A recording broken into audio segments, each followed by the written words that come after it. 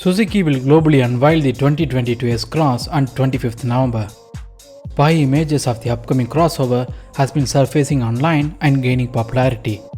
Now we have the completely undisguised images revealing the car's exterior.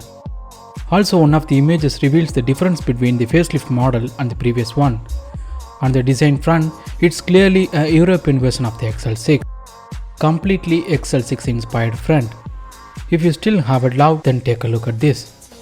This new design will aerodynamically improve the car's performance.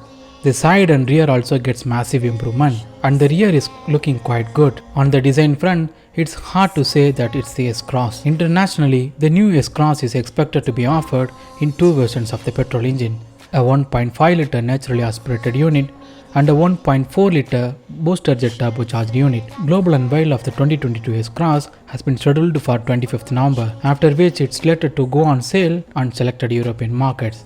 This will be followed by the launches in international markets like India. In India, the S-Cross has never seen a major facelift since its launch. If this model completely arrives as it looks, then it's definitely going to shatter the market leader Hyundai Creta. Let's wait and watch. See you soon in another video. Thanks for watching.